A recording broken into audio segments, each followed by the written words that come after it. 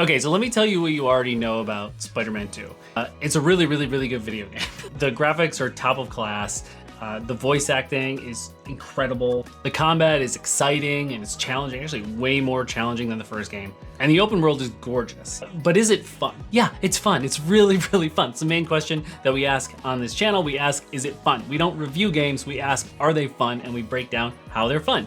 This is a very, very fun game. Yeah, even hunting down those freaking spider bots it's kind of fun. But we all knew that was gonna be the case. And we all knew that it was gonna be a fun game. But how fun is it? And how much more fun is it than the first Spider-Man 1? How does it improve on Spider-Man 1? Does it innovate? Why does it innovate? And does that matter? Because I actually think a lot of the discourse around this game is kind of off. Let me explain. This is a game made by Insomniac. You know what they're all about. They made the first Spider-Man, it was amazing. They made Miles Morales, it was amazing. All the DLC for the first Spider-Man was amazing. But it's also the studio that made frickin' Ratchet & Clank Rift Apart. And if you have not played Ratchet & Clank Rift Apart, whew, it is still like probably, like for my money, the most gorgeous game on the PS5. So fun, fast paced, and like you've got this high frame rate, super gorgeous. Oh, it's so awesome. Insomniac brought a lot of that over to this game in a way that you didn't see in the first game. So we'll start with the debate here that everybody's having. Is it better than the first game? Is it more fun than the first game? Oh yeah, way more fun. And I know I'm in the minority here, but this is what kind of drives me crazy about the way this game is being talked about. Let's talk about the story first, because this is in many ways how much better that it is. Like it is so much more bombastic than the first one.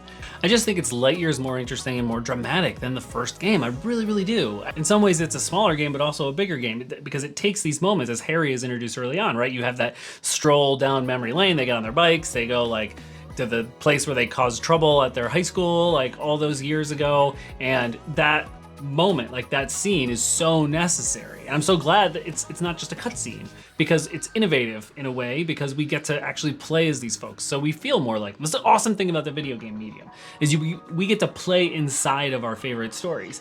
And feeling that connection with Harry, I mean, that's gonna inform the rest of the game. I mean, it's so important. So I just can't stress enough how much it matters that Insomniac was able to like really create connections between the characters, especially like Miles, MJ, Haley, Genki, Peter, and Harry, and also make us connect with them as well, because it just makes all the plot beats hit so much harder later on.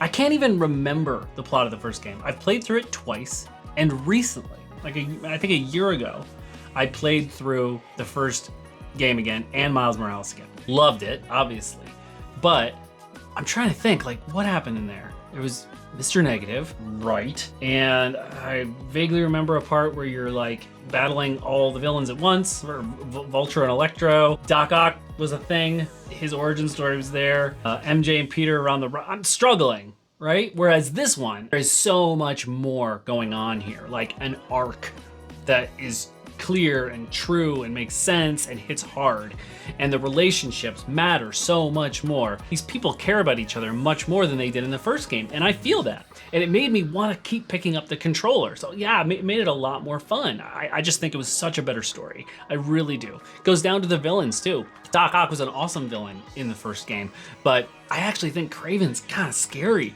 I like his motivations too. The motivations were really, really interesting. I won't get into that too much. And then of course, Venom shows up doing Venom things, but Insomniac has created like a really awesome version of Venom, and I won't spoil anything, but when we get to that point in the story, it just takes it to another level. So you got Venom and Kraven there on the other side of things. You got Peter in the symbiote suit as well, and that's informing everything. And it's just all really interesting and fun and cool.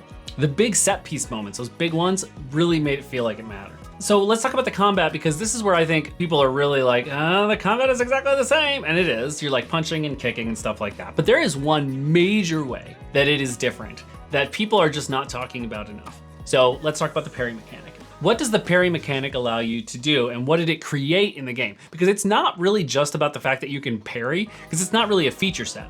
What Insomniac has done really intelligently is they have made the parry attack as a method of making the boss fights more interesting. I played through the game on hard, and the game is much harder, and the bosses are hard. Like, I actually had for a couple of those bosses, not saying it's as hard as like a Dark Souls game, guys. I had for a couple of those bosses moments where I would get into it And I would have that moment like I often have in Souls games where I was like, this is impossible. I have no idea how I'm gonna beat this for the first 2 times I've done it. Then by like the 5th time I've got it figured out, then I'm just like refining exactly when the dodges and parries are happening. The first game boss battles, as I remember them, were more like combat puzzles. You were, you know, finding things that you could throw back at them and stuff like that. Whereas in this, it felt much more like a melee focused block, parry, and punch type system. And that was cool. Like, it made it really fun. Which is good, because when you get to the second half of the game, it's like boss battle, boss battle, boss battle, boss battle, boss battle, boss battle, boss battle. There's a lot of boss battles. Those boss battles are really fun. Like, they are just light years ahead of the first game, and it feels innovative in and of itself. Nobody's talking about it. It's not just like, I heard a YouTuber say, I don't think Spider-Man really needed a parry mechanic, but yeah, it's fine. It's good that he has one, sure. I don't feel that way. I feel like the parry mechanic opened up a world of other potential combat scenarios for Insomniac to create, specifically with the boss battle system. I don't know, I just think that that's incredible. And what they were able to do with it made those moments hit harder, those boss moments. It wasn't like, let's get through this and I'm probably not gonna die, like you feel in the first couple of games. It was like, okay, here we go.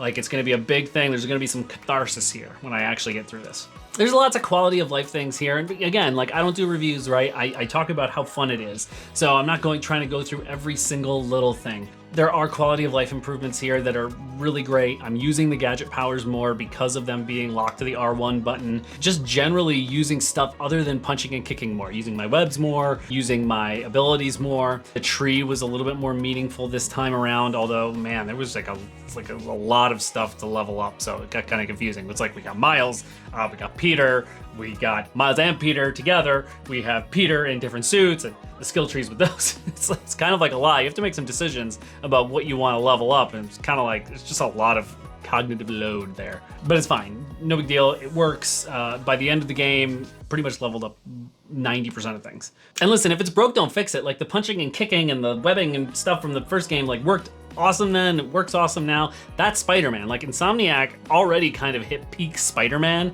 in the first 2 games. Don't want to break it then. I mean, it's quite an accomplishment to hit peak Spider-Man the first time that you're developing a game for it, but they did, like, they nailed it. And that goes for web swinging as well. Not a lot of innovation here. Still fast, still move through it. There's a couple of little things here and there on the skill tree that can propel you faster.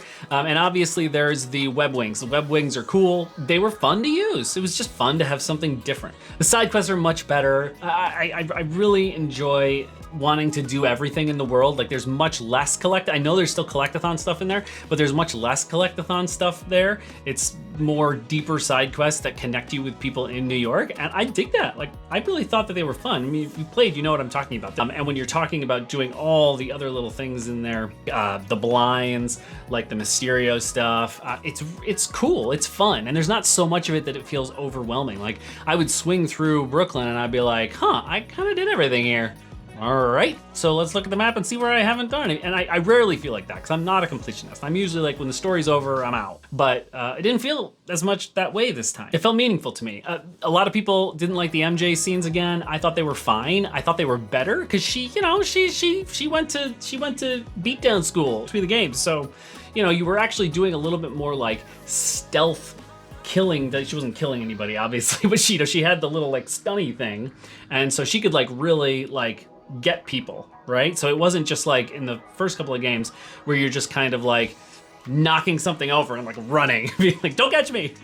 It was more like actually stealthily trying to take out the room, which is fun. Like, it's a more of like an Assassin's Creed approach to it, and I dig it. Like, I found the MJ stuff much more fun. The Haley missions, I think there was just one, maybe there was 2. I can only remember one. I could sort of take or leave that one. It was kind of interesting with the, well, I won't spoil it. But IGN gave this game an 8. A lot of people generally said, hey, this game is an 8. But come on, stop just saying that because you wanted it to innovate more. That's not what we need video games to do, especially when they've reached such great heights. I need a video game to be fun as hell, and this game was fun as hell. Like, it's a 10 out of 10 on the fun scale. There are little things that Insomniac could do better, but it's freaking hard to develop a game, and I just think that they killed it. I think that 8 out of 10 is low. I really do. Like, if you just take this game in a vacuum, which I think is fine to do, by the way, because that's what we're doing when we're sitting down with the game. We're experiencing it in the moment. If you just take that game in a vacuum, asking, is it fun? How fun is it moment to moment? Come on. I mean, it's just much better than most people are saying. Hey, I hear they're putting the like button underneath the video. You can hit it. I would appreciate it because more people would get to see this stuff. You know, as I'm recording this, I'm a really small channel and I'd love more people to see this stuff because I don't know, why not? And subscribe if this is the kind of stuff you want to see in your feed more. Because I know my feed isn't always filled with good stuff. Gotta work on that.